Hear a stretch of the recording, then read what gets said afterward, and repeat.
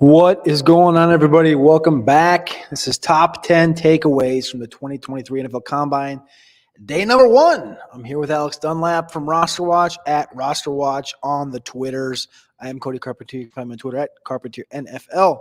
Day 1, though, in the books. We've been up since, well, not too early. It was 10 a.m. this morning. 10 a.m. We had to be over at the convention center, and we just got done here at about 4:30 Eastern time. So kind of an all-day affair with the likes of Josh McDaniels, Terry Fontenot, Sean Payton, Andy Reid, John Lynch, all the favorites, and all the way down to Rand Carthen, the brand new GM of the Tennessee Titans. We're going to unload the notebook here this afternoon for you, and hopefully you enjoy it. Alex, where do you want to begin? Yeah, just a lot to get to, man. I figure I don't know, man, just so much. Maybe we can go in just chronological order through the day and just sort of discuss what some of these coaches and GMs had to say. Some of it you've probably seen on Twitter, or you've seen, reposted elsewhere, Roto World and stuff like that. We're here to help find out what's going on with some of these fantasy situations, and a lot of these reporters who are on the beat for these teams look at us like we have a third eye, or we have some kind of fucking ass for a face, because we're bumping up in front of everyone to ask these fantasy questions. But I mean, like, no one's going to do it if we don't do it. So I think I want to beginning with that, because if you go right now on Twitter, and everyone that's been on Twitter all day, maybe you haven't seen my tweets or the tweets at Roster Watch, you see maybe the stuff at PFF, maybe the stuff at NBC Sports Edge, and a lot of those questions, nobody's asking fantasy questions. Nobody's asking about Treylon Burks. Nobody's asking about Kenny Gainwell, Calvin fucking Austin. Fucking Calvin Austin. Nobody, like, people look at you goofy when you ask these questions, but I mean, that's literally, I think, what differentiates both of our companies, and that's asking the questions that the best is literally when you ask a question and all of the team beats turn and look at you and they're like, who gives a fuck about? We care. Well, that's why we're here. We're asking about David Bell and stupid shit like that. So we're going to run through about 25 of these guys that had questions today. There's going to be a bevy of them tomorrow, as well as the prospects coming in. But yeah, I guess if you start at the top, it was Josh McDaniels, Terry Fontenot, Sean Payton, and Kwesi Adolfo-Mensah from the Vikings at 10 o'clock this morning. Did you have any notes from any of these four guys? Yeah, so I mean, I have some audio here, and hopefully it'll work just through my phone if I put it up here next to the deal. So let's start out with Terry Fontenot. I was interested in talking with Terry Fontenot and just asking him what he thought about Tyler Algier. Clearly, Tyler Algier last year, a guy from a pure yardage perspective, had a good rushing season. You wonder with them, whether he considers, Algier maybe the guy moving forward. We do know from, Roster Watch had Byron Lambert up at the East-West Shrine game this year. We've talked a lot about how the Falcons had one of the teams, the Patriots had one of the teams. The Falcons were interested in having some of those really big running backs and some of those big bruisers on their team, which would seem like a kind of position that would be, if they brought in another big bruising running back, you'd be like, well, what do they make of Tyler Algier? Seems like, when you talk to Fontenot, I'll play the audio here. Here's what I asked him. He can go play special teams on fourth down. Let me get it from the very beginning. He's shown enough to where he could be a bell cow running back moving forward for you guys. He's a good player. You always need multiple at that position. You're never going to – I think having one running back just carry the ball all the time, I think that's kind of rare and unique for somebody. You need to have multiple running backs to preserve their career and to take care of them. But, man, we love Tyler. We love the work that he put in. He's such a smart, versatile player. He's a guy that can not just first and second down, but third down protection. He's smart. He can catch the ball. He can go play special teams on fourth down. And so we love Tyler, but that's another position that we have to always add to. So there was a but, and there was the two words we never want to hear, special teams. And there was what everybody said all day, which the running thing was, we can never have too many guys in the backfield. Yep. Yeah. So to me, that I'm looking here, Tyler Algier actually, if you look at the early best ball stuff, I mean, Tyler Algier right now has an ADP of 83.2 on Underdog. That's ahead of like Miles Sanders. It's ahead of Alvin Kamara. It's ahead of James Cook, who we'll talk about here in a second. Some of the guys like Khalil Herbert, Rashad White, who we'll talk about here in a second. Say it again. Rashad White, that's a big deal coming out of today. I would say that Algier, with them saying like, look, it can't be just one. Look, we know it can't ever be just one right now in the NFL. No, there's not going to be any there's very head coach in the league who's going to say, no, we're going to pile everything on the damn plate of this guy, and his health be damned. They're going to say that. But when you hear the buts, you hear the stuff like the special team stuff. He can play special teams. He could do the things like that. It makes you begin to wonder. It's like, all right, maybe Tyler Algier, maybe move forward. Maybe we get the same role this year as before. But if they're adding guys, man, could be, if they add guys, like there's a very distinct chance that the players that they add are going to be better than some of the scrubs that they had running around last year, not named Cordell Patterson. So to me, I think even like he had a 1,000-yard season. He's got the 225-pound frame. We can't forget that he was a 4th-round pick, which is exactly what Michael Carter was. And they went and brought in another guy. And as much as you love Taylor Algier, I think, I was trying to look for my note here. The person who said it was Brandon Beane. Brandon Beane's the one that said it's rare to have a bell cow in the NFL. And that's why all of these, like literally all these coaches and GMs we asked about running backs, they all alluded to this. We're going to look to bring more people, and we're going to look. And this is the year with all the free agents and all the rookies that you can't be shocked that ADP of Tyler Algier is in the 80s. That's just too high at this point. We're not thinking about Michael Carter. You're not thinking about the Michael Carter situation where they went and go bring in Breece Hall. I'm not saying they're going to bring in Breece Hall, but like they might. But that's what I'm saying. Like, but you can't rule it out. I don't think they will. But they won't bring in Breece. Because he's a New York Jet and he's coming off injury. But like with Beane here, like this is what I asked Beane about James Cook, just as maybe a kind of like you said, just hear from his mouth. Singletary set to be free, like regardless what happens with him. What did you guys see out of James Cook this year? Is he a guy who might be able to take a step forward next year as far as his role? Yeah, I thought James really, as the year went on, he got more touches, more involved, and we got a feel for his game and how he would fit. Really thought he did a great job, and you saw his touches continue to increase as we gained more confidence in him, and as he gained confidence in the pro style, versus college. So love James. Look forward to what he's going to bring in year 2. Did you feel like he's big enough to be able to hold up to the 15, 16 touches a game? Yeah, I mean, we think again, it's touches. So whether it's passing it to him, handing it to him, we feel that he can definitely handle a higher workload. Whatever he's asked to do, he'll be prepared. So, I mean, I followed up. I'm like, well, does that mean 15 touches? Because if 15 touches is what I want out of James Cook touches in the Bills offense. I don't care if 17 opportunities, 15 touches. I'm beautiful with 11 carries, 6 targets. Yeah. I'm fine, dude. And that kind of offense, I'm fine with it. It feels like a little bit more of a good endorsement for that. And it makes sense given the draft capital, right? Given what they're kind of trying to do. It sure doesn't feel like they're bringing back Devin Singletary. Everybody on that beat was acting like Devin Singletary was already gone. Brandon Beane had to go out of the way and say like, well, if we bring back Devin, we're, whatever. That's the thing is that's what the note I had was he went out of his way to bring up Devin Singletary. I did ask him if he was going to look to bring somebody else in because they've done it each of the last 3-4 years. And that's when he said it's rare to have a bell cow.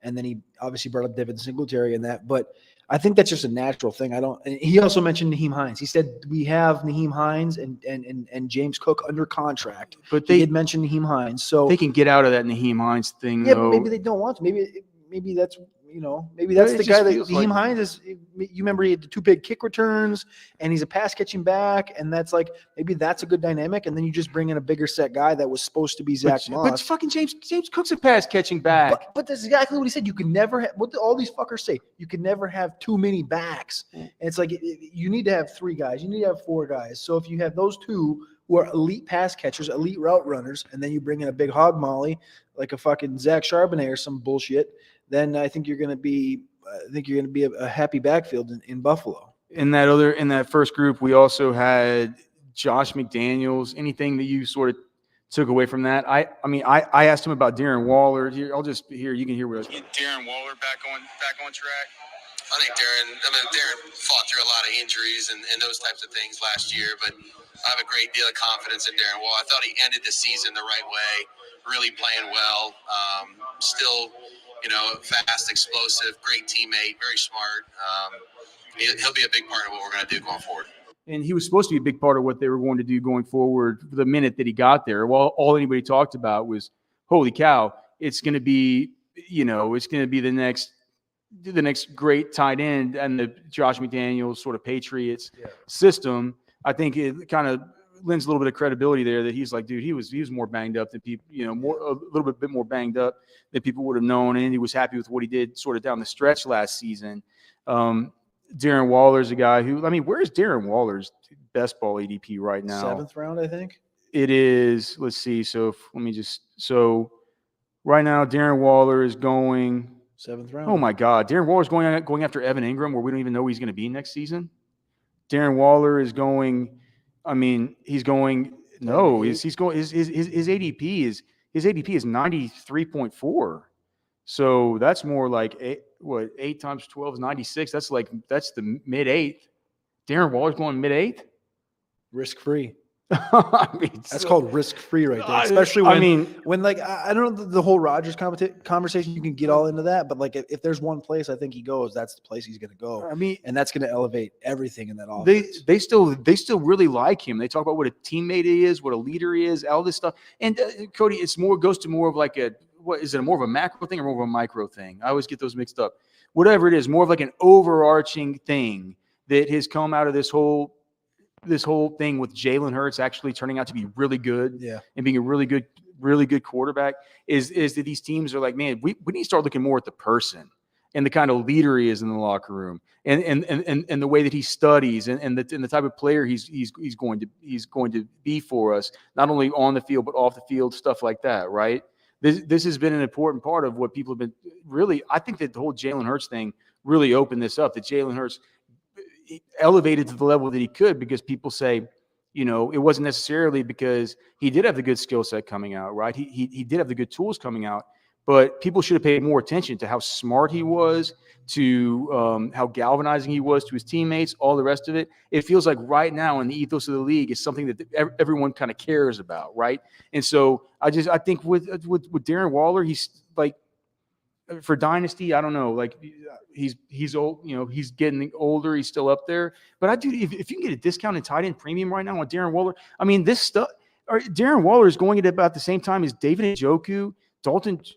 He's going about a round ahead of Dalton Schultz, where we don't even know where he's going to end up.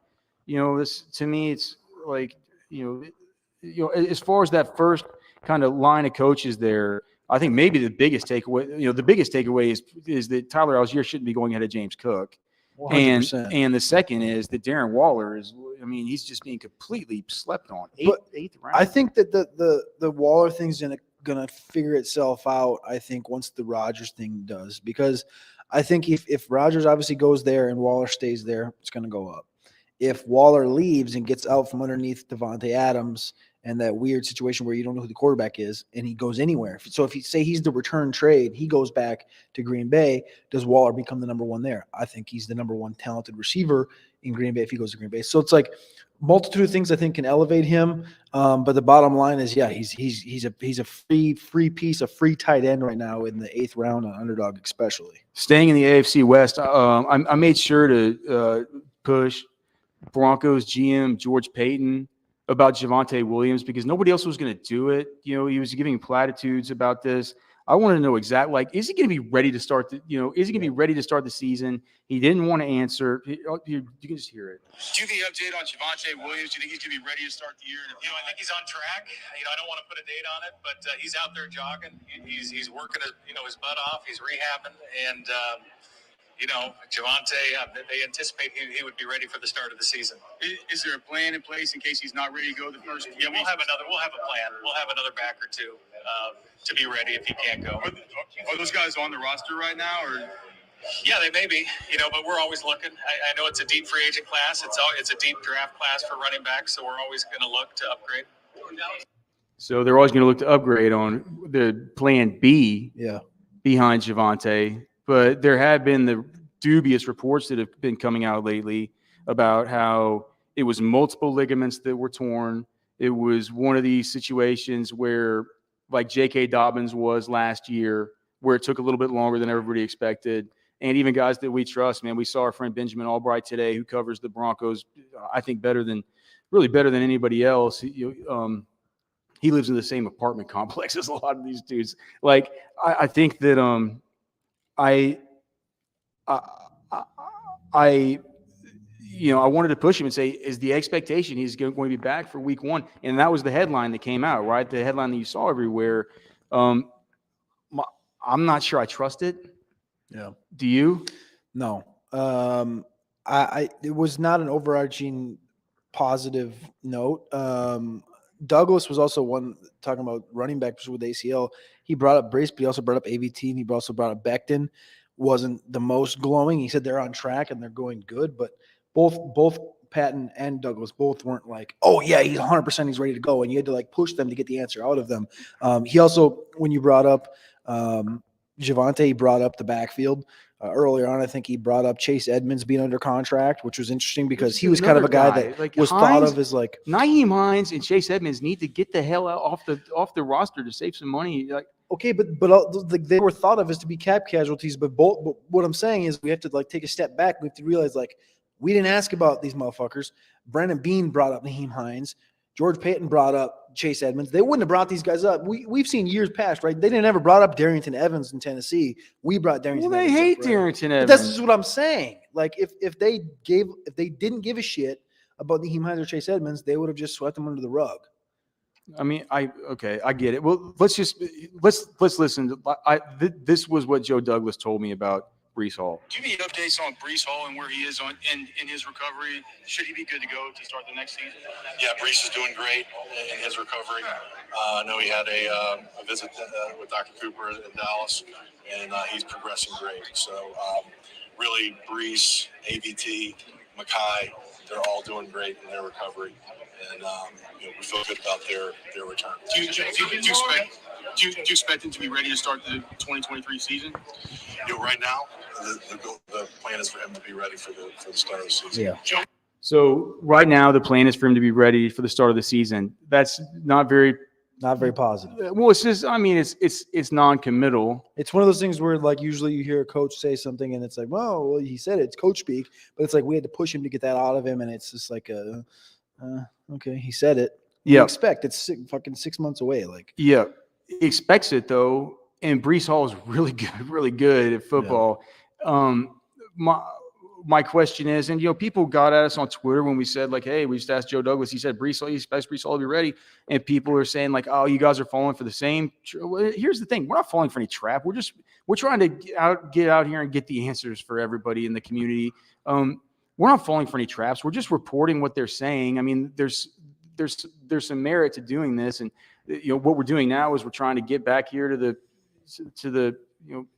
studio and try and sort through it. I'm not saying I 100% believe it. I think I might believe it a little bit more with Breece Hall. Yeah. For some reason, with Javonte Williams, just because of everything being so dubious. But there is I mean, I agree with some of these commenters on Twitter saying like, how many times are you guys going to fall for this with the guy coming off a knee ligament tear in the first year? Like it could be a wasted first 6 weeks of the season, and then a little bit of an acclimation process after that.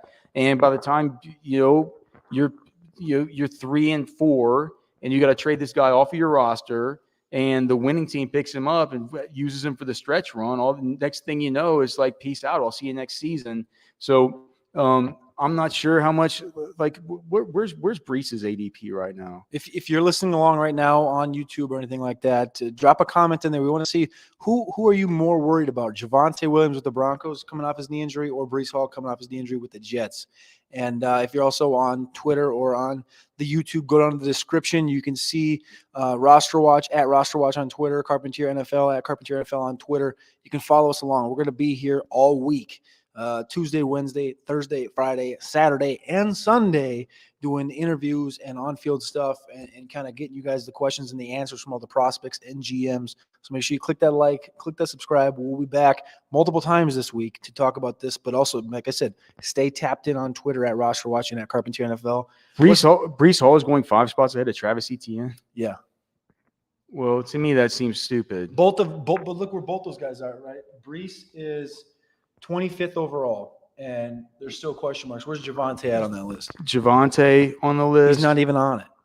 I mean, is he down here below? He's down 72. 72. So, I mean, geez, for the ADP price, I would 25 to 72.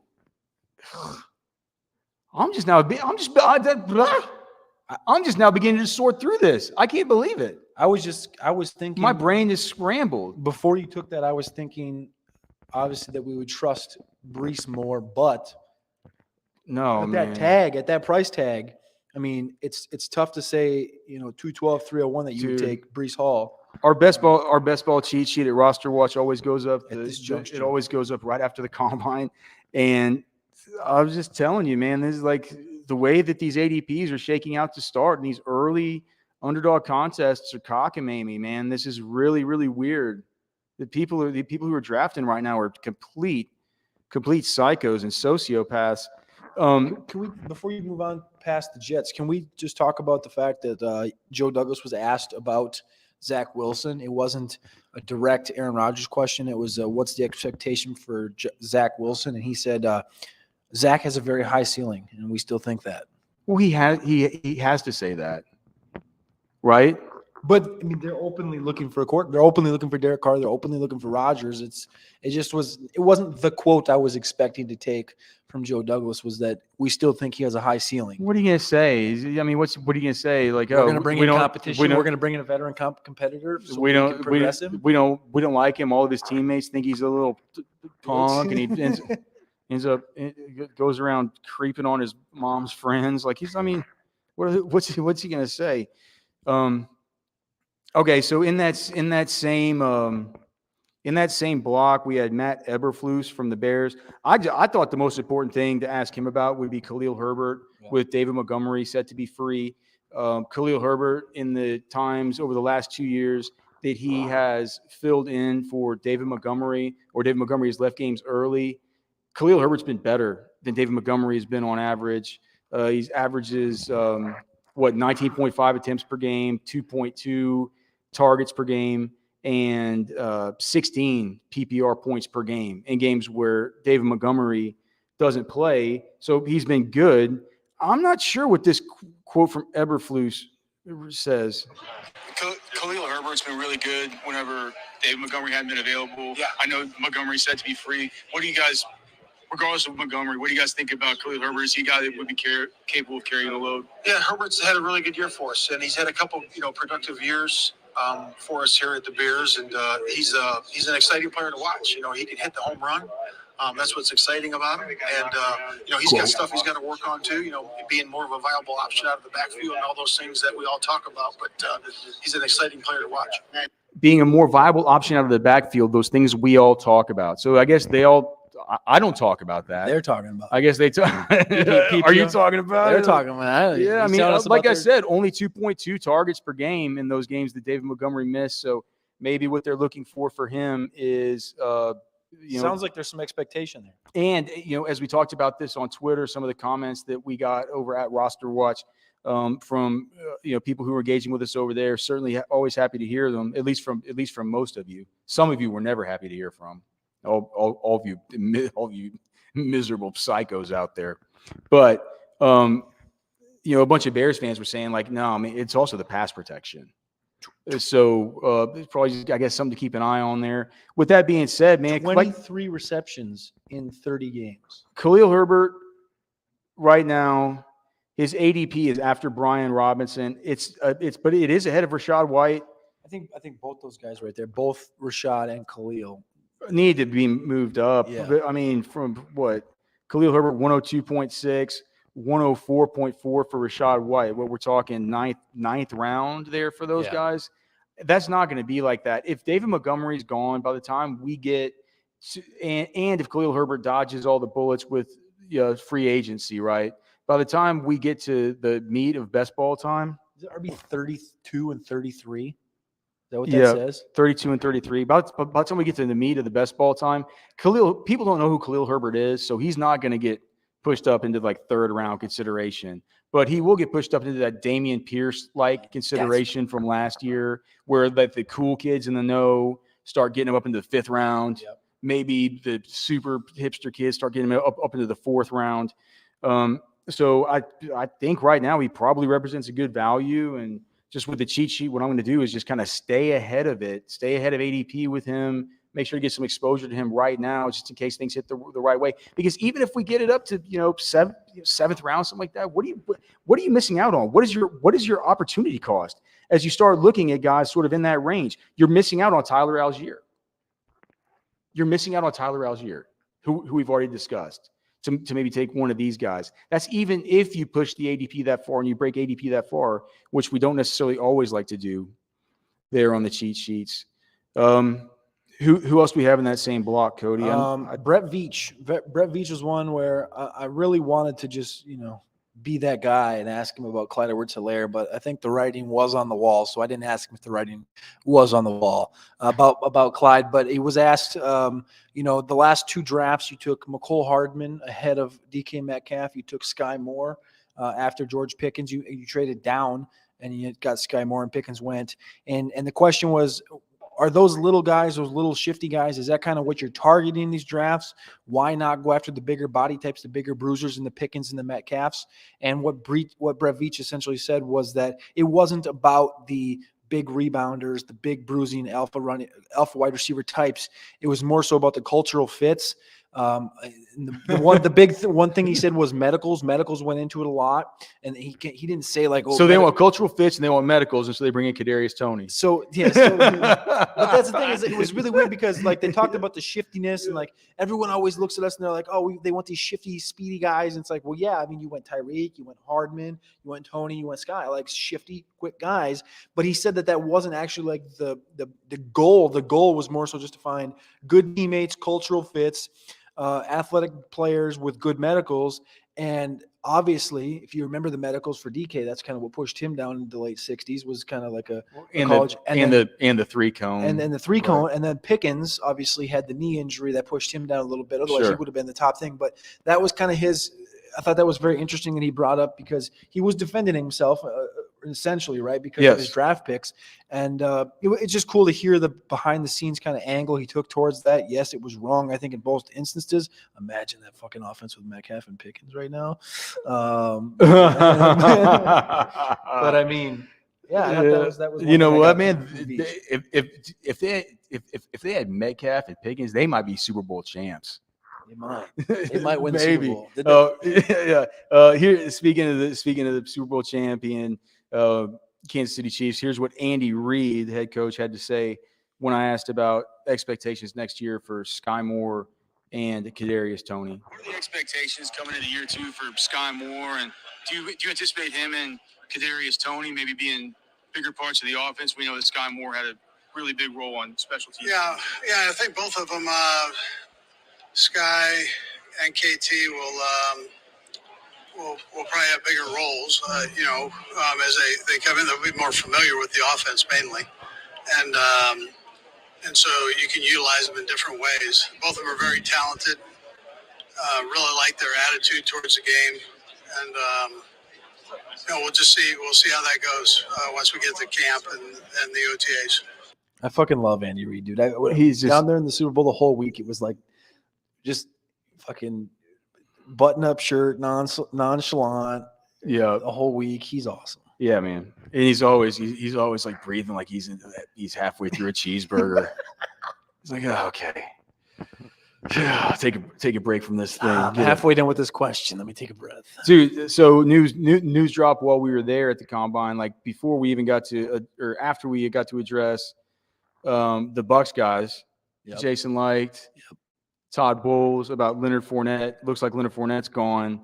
I did ask about Leonard Fournette and about Keyshawn Vaughn simply because, man, whenever there was another reporter that asked about the running back position and said, like, look,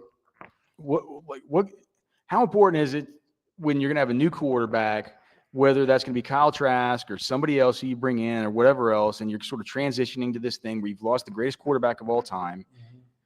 What does it mean to have a running game that kind of maybe younger player or newer player in a new offensive system? What's the name of the coordinator, the guy they brought in from Seattle? Dave Canales. Yeah, Canales.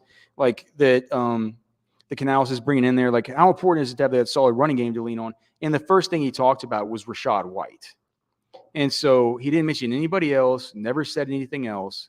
Cody's taking his victory lap because last time we were here talking, I thought it was crazy to have Rachaad White as a top 12 running back in the Dynasty. I'm still not quite on board with top 12 once I look at them.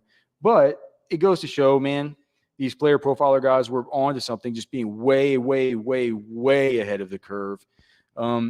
Because here's what Jason Light had to say about Keyshawn Vaughn. And based on the fact that he gave a little bit of lip service to Leonard Fournette here, I'm not sure that this lip service to Keyshawn Vaughn means much. Where's Leonard Fournette just physically in his career arc, and has the ship sailed now on Keyshawn Vaughn? You mentioned Rachaad White earlier, but I'm kind of wondering about those two. No, like Keyshawn, think he hasn't really had a fair opportunity to show what he can do, what we know that he can do from practice. I think Leonard Fournette still has several years left in him as a 3-down back. So that's a lie, because if he thought he had several years left as a 3-down back, he wouldn't have straight up released him. But remember, the tweet that did come out later was there was a report that he asked to be released. So it is a weird stance by him, if that's true, to ask to be released. But the expectation would be that he trusts himself. He trusts that there's a location for him, because like we've talked about many times now on streams and just bullshitting, is this running back class is deep, free agent class is deep. Why would you want to openly go into that if you're already in a roster? But yeah, I mean, it is very interesting that, especially him saying that quite literally 20 minutes before Fournette is officially released. Yeah. Or before they said that they're going to, officially release him. Yeah. And I will just say too, I asked Trent Baalke last year whether the ship had sailed on Laviska Shenault. He was tilted. He said, "The ship is, where would you get that idea? By no means has the ship sailed on Laviska." It's like, we're excited about what Laviska should bring, like all this stuff. Of course. What happened 14 days later? Yes. I mean, did he get traded or was that when rumors started coming out that they're shopping? 14 days later, rumors started tripping, and then July he was traded, or August he was traded. So, I mean, I don't know about your Keyshawn Vaughn stuff in Dynasty. What do you think about their Keyshawn Vaughn stuff? And what do you think about my Keyshawn Vaughn stuff in Dynasty? Dead. I'm not sure it's dead. It's dead. I mean, it's like dead. Yeah, man. It's hanging by a string. It's what happens. I mean, it started out day one when he didn't get to Tampa, because he didn't go to Tampa. Remember that first mini camp where it was a voluntary Tom Brady workout? He didn't go. I mean, that's off-field character. That's non-opposite. That's fucking dog water mentality. That's what that is, and that's not showing up. And that's just a part of the process that we'll get better at it as we go. Yeah, man. I'm not sure I need to play the clip about what Doug Peterson said about Calvin Ridley. It doesn't really, it was very interesting, though. You could probably just repeat it, but it was very interesting that as the open media, as people on Twitter, as fantasy football community, the expectation was, well, season's over, Calvin's ready. Yeah, right. It's like, well, I was just like, so what does Calvin Ridley do to the offense? And he's like, I don't know. I'm like, well, what do you mean you don't know? He's like, well, he hadn't been cleared by the NFL. I was like, he hadn't been cleared. Well, I'm like, well, when's he going to get cleared? I don't know. And I'm like, well, you've seen him play, right? Like, he's like, well, yeah, if you're asking me if I've seen him play, like, yeah, he's one of the best wide receivers in the league. He does this. He brings a dynamic offense. He brings a dynamic to the offense that we don't have, a deep ball threat, a deep striker, all of this. But, we don't know we're excited to get him. We were welcoming him with open arms. And I said, well, Coach, what is the expectation? Like, internally, what are you guys hearing from the NFL? Like, what do we know about him being cleared? And he's like, honestly, we have no idea. And so to me, I think this is a situation that's probably going to work itself out. Maybe has that been picked up anywhere yet? No. I haven't seen anybody else take our questions and pick that one up. I'm surprised that nobody's why isn't anybody looking into this? Like, what is the rule? I thought he was suspended for the season, and now they got to wait till. I mean, they were talking about they can start getting together for some kind of workouts, and they can get together for some kind of voluntary stuff even before without coaches. Yeah, without coaches even before the draft, and then that's not that close, but it's kind of coming up. You kind of like to have it in your plans if you're Trevor Lawrence and you're starting to have your wide receiver. Yeah, dude, you want to get these guys around, get them together. If he's not cleared, I'm not sure that's cool with the NFL. So I think that's a storyline to kind of keep in mind. It's something that I certainly hadn't really thought of. When you talk about what were we talking about? Jaguars. No, I was going to move right to the Browns. Was where I was going to go with it. But yeah, because Andrew Berry was in that same block. And he's a very smart general manager, I would say. I'm always surprised at how little he is. Yeah. We saw him, and he melted right into the crowd. I remember last year at the Senior Bowl. He just kind of he looks like a normal dude, and just was like over there, just sitting there. And I was like, he looks like a dude that should be covering the team, right? I'm always surprised. Yeah. You see him on TV, and you're just like, you don't figure it, but as you noted, not as short as John Schneider, not as short, but certainly just kind of a skinny, normal looking dude, man, for sure. And Schneider's a little elf, I guess, in his own words. But I did ask, for those of you that care about wide receivers in Dynasty and second-year sophomore guys, I did ask about David Bell, and I finally got the question in to ask him what the expectation is for David Bell in year 2. Here it is. What's the expectation for David Bell in year number 2? Yeah, I think for all of our young players, we'd like to see them, continue to make steps forward. I think David, as a rookie player, really did a nice job just in terms of his reliability. Whether that's mentally, we were able to put him in a number of different spots throughout the year. And really, his biggest strength physically is, really his hands, catching the ball, catching in his frame, outside of the frame. We'd like to have him take a step in year 2 in terms of, taking further advantage of his targets and getting more familiarity with our offense. But we're pleased with him as a rookie. Would like to see all of our young players progress. So a whole lot of nothing. That's really what that was. I mean, it was a whole. He's talking about his reliability. I just want to look and I was just looking at his game logs. I mean. But the problem is that later on in the year, the opportunity was there. He had opportunity from like week 10 on, and he really didn't take. He never had more than 4 receptions in a game. He did have the game at Buffalo, 4 receptions. The game at Tampa Bay at 4 receptions. But then other than that, dude, it looks to me like David Bell played in he missed 1 game. Yeah. He missed 2 games. Look at the quarterback play he had too, though. He didn't get Watson until week 11 or week 13. Well, I mean, he probably would have been like everybody else and played better with Brissett than Watson anyway. But I think that I got a lot of negative comments on Twitter about asking the David Bell question because I was like, David Bell's fucking terrible. It's like, well, no, he was a rookie and he played with Jacoby Brissett and then he got Watson dumped on him. It's like, maybe you should give him an off season. We saw him; he's still young, 22 years old, in that Purdue offense where he was so electric. It's like, I think a year off in the offseason, the comments weren't glowing, but they were like positive. So I think I have positive thoughts. Will I be buying or doing anything like that? I don't know. I'm just kind of going to hold because I have quite a bit of him. But that's kind of it's probably my Keyshawn Vaughn situation that you're sitting in right now. Oh, yeah. Do you want to trade me David Bell for Keyshawn Vaughn? I'll take David Bell. I'll take Keyshawn, you asshole. All right. But speaking of guys I'm holding in Dynasty, this is what I asked Andrew Berry about Jerome Ford, because we do know that with Jerome Ford there on the roster, Nick Chubb set to still be on the roster, but Dearness Johnson is up. He's set to be free. Kareem Hunt, of course, is up and set to be free. They are not going to be paying to bring Kareem Hunt back. I feel like he's one of the sort of elevated options on the free agent market. So I was wondering, where does Jerome Ford fit in? What have they seen out of him? The running back spot, does it make you feel better to have a guy, speaking of the Senior Bowl, does it make you feel better to have a guy like Jerome Ford there with Kareem Hunt, I guess is set to be free, Dearness Johnson? What have you seen out of him, and do you think he's a guy that eventually could play a role? Jerome, we thought did a nice job for us his rookie year. His main contributions were really within the kicking game and carved out a nice role as a really strong kick returner for us. One of the things that drew us to Jerome throughout last year's draft process, is his ability in the passing game, and he'll certainly have opportunities going into his second year to potentially showcase those skills on a more extended level. So what that means to me is they love him in the receiving game. They think he's dynamic with the ball in his hands as a kick returner. That means to me he can take up the Kareem Hunt role immediately. He does not have to be redundant to Nick Chubb. And if Nick Chubb gets hurt, it's wheels up for Jerome Ford. If they don't go out and do something else, they don't bring back Dearness, they don't bring back Kareem, they don't bring back Dearness.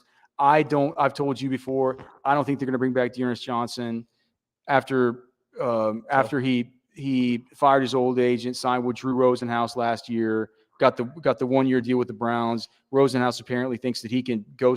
I think it's the dumbest thing now looking for Dearness Johnson is not going to be a big name in this market. There was a minute there where people looked at Dearness and thought that, whenever he got opportunities, whenever both those guys were out before, do you remember some of those Dearness Johnson games? There were games where he looked good. I think that some of that shine's sort of worn off. I think so. Maybe if they bring him back, that would definitely sully things a little bit for Jerome Ford. But dude, right now Jerome Ford's free in Dynasty. Nobody wants him.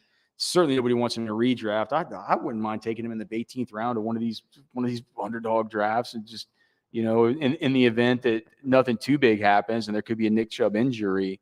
It could be wheels up. I do think, we talk about Kareem Hunt and Dearness. I don't think either of those guys being back.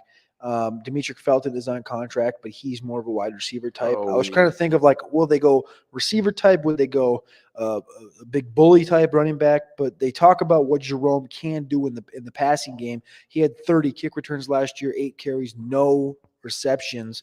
Okay, so if they expect him to have a little bit of work in the passing game, be the Kareem Hunt, be the number 2, they still need a number 3. Well, so the expectation would be then that they would use a later round draft pick on probably a bigger set guy, probably potentially a Mohamed Ibrahim, a Chris Rodriguez type guy in the 6th, 7th round. I could see that happening for sure.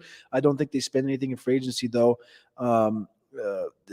Deuce Vaughn was one that came to mind right away, but then I remembered that Demetric Felton was under contract. But yeah, I think that to allude to that is I think that you're looking at those two guys as that two-headed situation where they're going to lean on Chubb. I think there's going to be multiple games during the year where you're going to get double-digit carries out of Jerome Ford. I don't think it really come up in this next block with Joe Shane from the Giants. I don't think it really – I don't need to play this stuff. I mean, the main thing I wanted to ask him was, while we're all waiting on the Saquon Barkley stuff, do we need to wait for Daniel Jones? Do we need to wait for this to get done?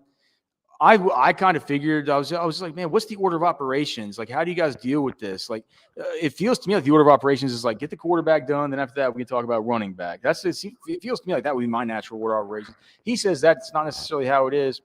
I thought it was interesting that he said that Daniel Jones is our quarterback for 2023. The reason he can say that is because he does have the franchise tag option open to him. Now, he doesn't want to use the franchise tag. He said if he could, he said we have offer sheets out to Daniel Jones and to Saquon Barkley.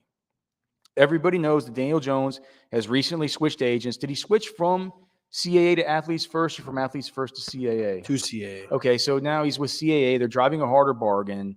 Saquon Barkley is with Kim over at Rock Nation. Shane says he has a good relationship with her. She drives a hard bargain. They're not quite there. There's a gap that they have to bridge on both of these deals, but they want them both back. It feels and whenever reporters were asking about what they were going to be doing, whenever you asked about Isaiah Hodgins, maybe you could play that clip. But whenever he was asking, he's like, people always ask about the wide receiver and ask about this, and they're like, man, we have a ton of spots to fill, and I can't answer these questions for you guys right now from the perspective of the Giants, simply because a lot of this money that we have to play with could be gone pretty soon with these two guys. They want to get these guys done. They want Daniel Jones and Saquon Barkley back. I'm of the opinion now that I think that they're both going to be – well, I know that Daniel Jones – I feel like there was a lot of conviction with Shane saying that Daniel Jones is going to be the quarterback next year. And I just can't see Saquon going elsewhere. You asked him, and he said he was cautiously optimistic. And you asked him the order of operations. He said there's no order of operations for either of these guys. However, he did say, I have no doubt Daniel will be our quarterback in 23. Without a deal, we will use the tag. It feels like that is their main objective. It's quarterback, because he mentioned multiple times in there that we want to build this team around Daniel. That's part of our process. He also mentioned multiple times that having to franchise tag him would hinder their ability to work in the wide receiver room and work in the depth of the defensive line. Good. And that's, good point. That was one of his big things was that he wanted to do. But so it really seems like because he can make the deal, he can take money off the salary cap this year, convert it to signing bonuses later on, to where he can open up more money to say, like, look, we don't need to care so much about your favorite Isaiah Hodgins or like all the rest of this stuff. Even though he did seem pretty proud about bringing in Isaiah Hodgins. He was very happy about bringing in Isaiah Hodgins because he came from Buffalo, obviously in season. That's kind of like a pro scout. He alluded to his pro scouting team. Obviously, all NFL teams have a pro scouting team that scouts all around the league, and that's kind of a positive. Is that obviously comes from Buffalo. He knows the system. That's why he was able to step in and be a form of a league winner for us in fantasy. He also alluded to Mark Glowinski, who came over from one of their offensive line coaches that had him, I think, in Indianapolis. And he said, that's just a big part of, everyone thinks about the draft. Everyone thinks about free agency. Not a lot of people think about the in-season cuts, the waiver cuts, the cut-down days when guys get cut that are in a system. And he alluded to the importance of having a guy that was in a system with you, was with a coach somewhere else, and their ability to come over. But I think another thing that he brought up, and what really resonated with me, was the fact that he just kept saying how many holes they had. He's like, we got to fill these holes. And obviously, you talk about Barkley and Daniel Jones. The Daniel Jones thing feels like it's 100%. If they had to put a tag on one guy, it would be Daniel Jones. And if they had to let one guy test the market, I think it would be Saquon, obviously, because they would just want to say, hey, we'll go figure out what the hell the dollar is and come back and we'll talk about it. But I did ask him about Isaiah Hodgins. The way I formatted it was I said, was Isaiah Hodgins come up this year really what enabled you to cut Kenny Golladay? Because that was a note this morning that Golladay got cut before Schoen ever did make it onto the stage. So that was a very expected thing. The other positions I want to hit on, very boring positions I want to hit on, is that he did mention they have 14 offensive linemen under contract, but that the center and left guard positions are healthy competitions that they'd like to grow on. And he was also asked, how do you feel about the interior defensive line depth? Of course, they have Leonard Williams and Dexter Lawrence. Dexter Lawrence, one of the most underrated defensive linemen in the league right now, as well as Kayvon and Ojulari. But he's saying those contract talks are hard because of the difference between the top guy and all the rest. Yeah, but he was asked about the depth, was what I was getting at, was right. The interior D-line depth. He said, how do you feel about the interior D-line depth? And he goes, not great. Yeah, not great. And also shout out to Tim Murphy in the chat. He was saying that it was actually CAA to athletes first. That was originally what I thought, because going to for Daniel Jones, because going to athletes first makes sense, because athletes first got Deshaun Watson his deal. So so he's like, I'm about to go with that money. Yeah, they're going to be, and we got all the reports coming out about, he's seeking $45 million per season, all this stuff like that. It feels like they're probably a little bit off. There are other quarterbacks that we'll get to here that people are talk about way Carthen? off on. Want to talk about Carthen? Yeah, he was pretty straight shooter. I know we're at the 48-minute mark. You want to click that like, click that subscribe, stay tapped in on Twitter at Roster Watch and at Carpentier NFL. But talk about Rand Carthen here with the Tennessee Titans. Hey man, that's a straight shooter with upper management written all over him. Right? Carthen? Yeah. Oh, Carthen is I love Carthen. Yeah, I'm telling you, man. Straight shooter. He talks to the media. He's like, you guys just need to understand that. Like, what did he say about Tannehill? He goes, you guys just need to understand that he's under contract for next year. Like, like 18.8 million. If we cut him, we save 800,000. It's like, I mean, what, like, He's a Tennessee Titan. 18 million is a fucking good number. Think about these numbers they're talking about right now. 50, 45 for Daniel Jones. Yeah. I mean, yeah, they're getting 18 for Ryan Tannehill, but I mean, Tannehill can win you football games. Tannehill can get you to the divisional round and potentially to the championship round. So it was interesting. He did say, he's like, you guys got to deal. He literally paused. He stopped everybody. He just kind of said, you know what? You guys got to listen. He's a Tennessee Titan. He's going to be a Tennessee Titan. He's under contract. That's the way it is. Yeah, and we talked to a couple people there that plugged in with the Titans and some people that go to practices all the time. Malik Willis last year, they were saying it was on like he was never ready to play, and it was sort of unfair from their perspective that people would have expected him to be that much better than he really was. We kind of looked at Malik Willis and we're like, oh man, this guy looks really, really bad compared to, what our initial expectations were, because we saw, it's like the whole NFL scouting adage and the stuff that, we get out here and we do this stuff. We go to the Senior Bowl, we go to the pro days, we go to the workouts, like, because we want to be able to see these guys. We want to network with the people who are around them. But most importantly, we want to see their attributes, their abilities, their traits. And if we can see it once, right? It's the old, like, if you can do it once, you can do it, right? That's what Michael Lombardi always says, that like Bill Walsh and all these other great coaches used to say, these great evaluators, if they can do it once, they can do it. And at the Senior Bowl, with some of these throws with Malik Willis, we saw him do it. Not a lot, but we saw it do. We saw him do it. It wasn't frequent. Like, if he could put it together along with the running skills, maybe someday this could happen. That someday was not 2022. Yeah. There was flashes everywhere. That one Thursday night game, he had many flashes. Yeah, he was 5 for 18, but there was 5 money throws that were, like you said, you could do it once. With that being said, it doesn't feel like anybody on that beat or people close to the team that we were speaking to thinks he's going to be exactly, ride his reign and ready to go. There's not much faith he's going to be ready to go in 2023. So it doesn't need to be, right? If they trust that Tannehill's the guy and they're going to roll out Tannehill, they could, it could be November before Willis gets another chance, and that's a calendar year. It could be a whole lot. It could be a big boon if they can get Treylon Burks. Here's what I asked Rand Carthen about Treylon. Next year, is it a priority that Treylon Burks just has to get a lot more involved on offense? Well, Treylon's just got to be like everybody else. He's got to continue to evolve and develop, and that'll come. He was a rookie, that came in, kind of got off to a little bit of a slow start, but started to catch fire at the end. And so we just got to build on how he ended.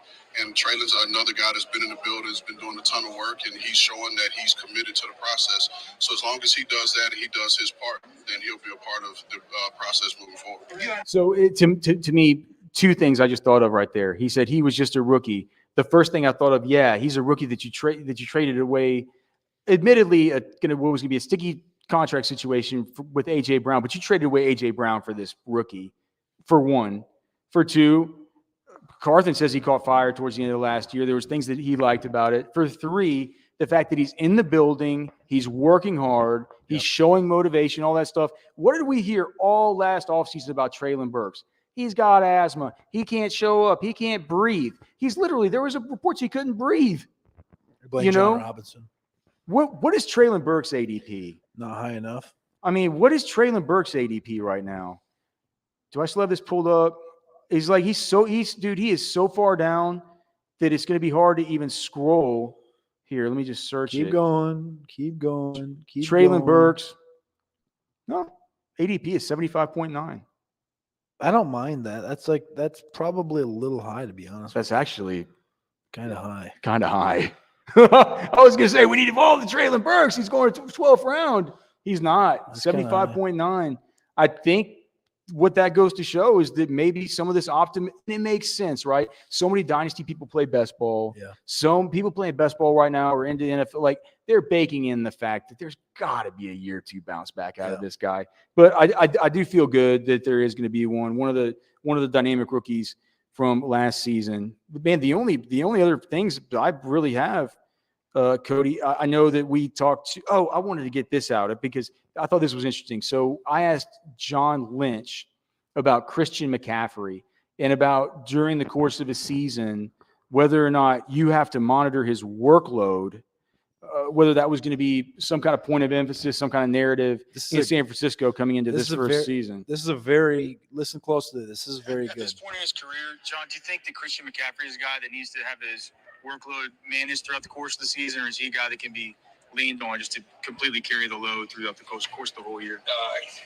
Christian came in and I tell you what, he had the injury history and he ran into a rough stretch. All I know is when he came to us, he was healthy. And did we manage some things during the week? I think, of course you do. He had come to a schedule that the folks in Carolina had worked with him that worked best for him. And when you've got an elite athlete like that, you tend to listen to them. I always believe the athlete knows their body better than anyone else. So, of course, you listen. But I never felt like we had to manage him. I think we're very fortunate that we have a guy like Elijah Mitchell right behind him. We've got Ty Davis-Price in there, J.P. Mason right behind him. So we're well stocked at the running back position. But I can't say enough about what Christian did for our team, not just our offense, but for our team. He's one of the really great players in this league, and we're very fortunate to have him. Dude, that's about as glowing an endorsement of a running back and their willingness to feed this running back that you're going to get out of any of these coaches. He's like, of course we have to manage him, but he had a bad stretch in Carolina. The way that we managed him was just during the week. We just let him not practice, just let him get his body right during the week. And the cool thing the math I did when you asked that question was, obviously in Carolina he was the only fucking thing too. Like it was 30 carries or dead. Like that team's not gonna do anything. And now in San Fran, it's like, okay, we don't have to expect 30. Maybe we can expect 24. Manage his workload. We also manage Debo a little bit. They act like they're not managing, but obviously they're managing the day-to-day in the week of practice, which is going to keep him healthier. My question for you is, that was positive. That was glowing. And he stays in San Francisco. Obviously, we saw what he did last year. I think 1,800 all-purpose yards or something like that. Is he 101, or is he back in that conversation? Well, I mean, he's probably back in the conversation. I think that after this last season, just with the way roster construction works and the way that 1-2 turn looks with guys like Travis Etienne available to you, guys like Kenneth Walker, these kinds of players available to you there at that. So let's roster just construction would tell you probably to go Jefferson there, but Jefferson or Chase. What I'm saying is because if I have the 101, I'm going with Justin Jefferson. Yeah. And then when I get to the 2-3 turn, I'm going to take something like Travis Etienne, and who knows where Josh Jacobs is going to end up, like Etienne or Kenneth Walker, something like that. I start out with – you can take Ken Walker or Kenneth Walker? Oh, I'm sorry. Dude, all right. So speaking of that, good all right. Transition right there. So let's hear about – let's hear about Ken Walker. Young guys, like with how good Kenny Walker was. With how good he was last year, man. Kenneth Walker. Yeah. With how good he was. Ken, don't call him Kenneth, man. I'm sorry, Ken. Yeah. Is an angry little elf. All right. Angry little elf. With how good he was last year, is next year the time to feed him, or like you guys still want to have a committee? Do you think he's capable of just carrying a big load? Yeah, I'm not sure you can have one guy do it the whole time. I think you need a whole slew of them. I mean, those guys are, especially if you're a team like us that's committed to running the football, I don't think you can just rely on one guy. The beating these guys take, everything they put their bodies through. Ken's an amazing worker, grown man, and, the guy takes great care of himself, and, but it doesn't matter. I mean, these guys, you guys have seen the statistics. I mean, it's a hard position to play. Doesn't matter. He's still really good, and I don't care. I'll still take him to the 2-3 turn. I think that's the way that I'd rather build a roster. I think if I'm picking at the 101. With that being said, a little bit worrisome that John Schneider's saying, for one, that he's an angry little elf. You can't call him Kenneth. I love that. You can't call him Kenneth. He's an angry little elf. And that he's saying that, look, we're gonna have a slew of these guys, a slew, not including Rashad Penny. I guess just finally here, unless there's anything else you want to hit on. Is there anything else? I mean, we could bring up Mike McDaniel was the last note I had, and Howie Roseman. Mike McDaniel. Well, how about we end it? How about we just go out with what Mike McDaniel proposed to you?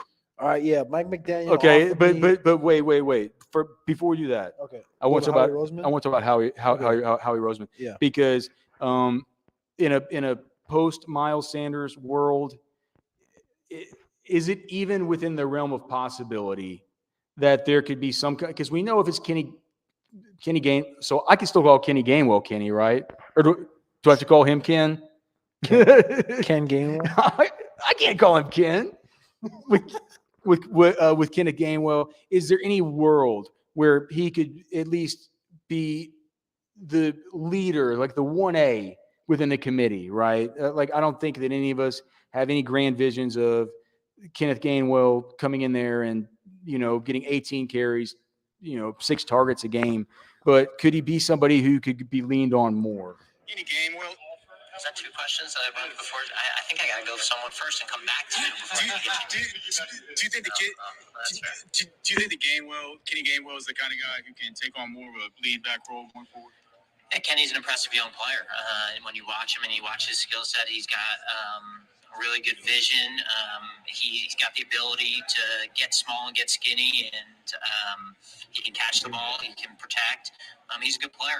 We've also seen in this league they need more than one. It's hard to roll with just one running back in this league. So I think we're happy with Kenny. Know also that he hasn't hit his ceiling yet, and obviously he had a good playoff run. But it's a position that we're going to continue to add at. We don't have a lot of guys under contract right now, so we'll continue to look at players in that position and a lot of positions.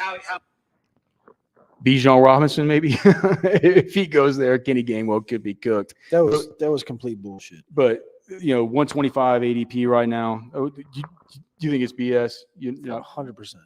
I wasn't.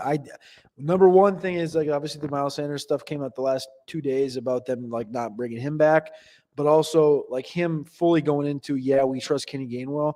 You're an idiot if you trust Kenny Gainwell to be your every down back. Yeah, you can trust him. Yeah, you can like him, but come on. I wasn't asking about that. I'm just like more of a lead role. Like, no, 100%. He can be a leader in the room, but I'm saying, like, as far as how he took that and how he answered that was like, oh yeah, he's a leader in this. It's like, okay, is he really? No, he's not. He's not a 215-pound back that you can trust. Miami Dolphins.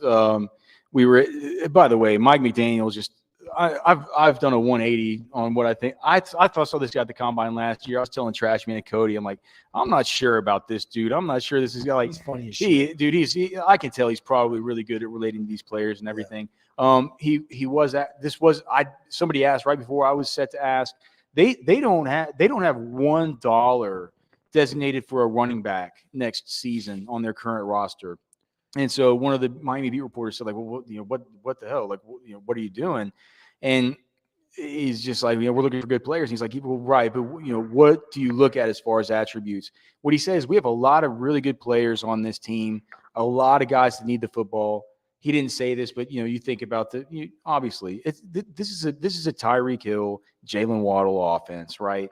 This is the thing where these guys get peppered with targets. They get peppered as extensions of the run game. He said, so we need somebody who's going to be a good teammate who doesn't necessarily mind that, right? And you know what? I don't think it's that big a deal within the context of that offense if you have to give up a little piece of the pie every now and then just for this sort of stuff, because in the context of that offense, when it is clicking on all cylinders, you're going to find yourself in scoring position and you're going to get your fantasy points, right? But what he did say was that unselfishness, that locker room stuff, and the ability to pass protect, the ability to do everything that we need you to do without the ball in your hands. Whenever we fake it to you and you got to chip some dude, you got to take care of all the stuff without the ball in your hands, because a lot of times the play is going to be designed off of your action, right? But it's going to go elsewhere. You need to be good with that kind of stuff. So I would say with Miami, just keep that in mind. The guys who are good in pass pro, the guys who are good without the balls in their hands, those are the kinds of players that it seems like Mike McDaniel is going to be in on. I think that the biggest breaking news is the new the new number 3 wide receiver for the Miami Dolphins. I will announce that here in a second, but I wanted to couple off of what you just said. That's the biggest news. I know, but we're going to end with that. We're going to end with the breaking news. But what I wanted to couple off your running back comments about that was that he brought up the fact that he's been in the same system for 18 years, dating back to Washington, San Fran, and learning from experiences. And when you talk about that, naturally, if you're learning from an experience playing in Washington and what San Fran has done the last 3 years with Trey Sermon and Tyrion Davis-Price, right? And then hitting on later round guys like Mason, Joe Williams, Mason and Elijah Mitchell. It's like I was the last couple months kind of of the expectation like Devon Achane is going to run fast. Devon Achane fits the Jeff Wilson, the Raheem Mostert body style, body comparison. Second round, dial him in, 52nd overall, he's going to be there.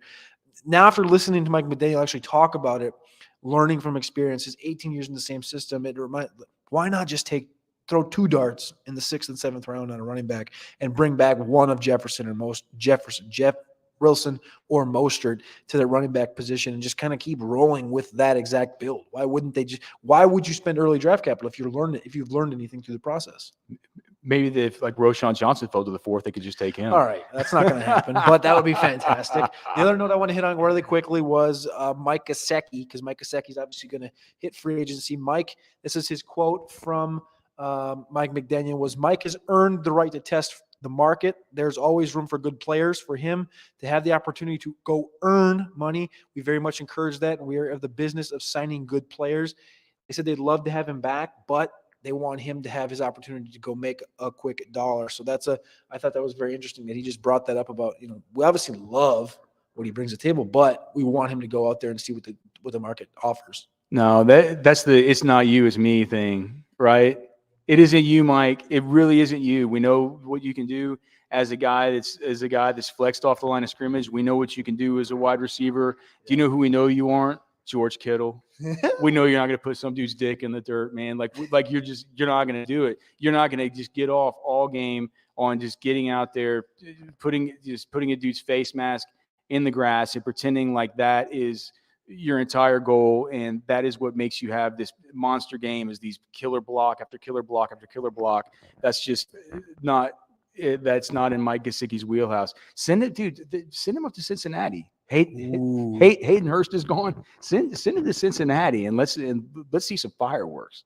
That'd be that's hyper. How about those fireworks with the new wide receiver 3? So there was a new wide receiver signing at the combine. I don't know if this has ever happened. Day one of the combine. No athletic testing has happened yet, but there was a signing. The wide receiver 3 position was offered. It was up to Eric Ezukama, Cedric Wilson, Trent Sherford was there this year, but Mike McDaniels responded with and offered a contract to your boy. For your wide receiver 3 position, is it Eric Ezukama and Cedric Wilson, or are you going to look somewhere else? I'm looking everywhere. Can you catch? I'm here. All right. You look cheap, so I think we'll sign you. But they can sign you. Hey, they can sign you. Congratulations, you're rich. Why are we doing this? Why are we doing the stream?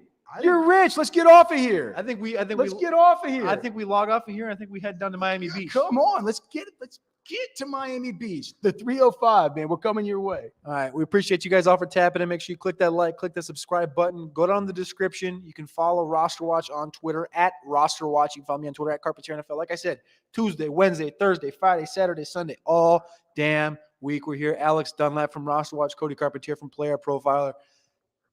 Tap in, check out. We'll be here. Appreciate all you guys for being here as well on a Tuesday night. Have a good night.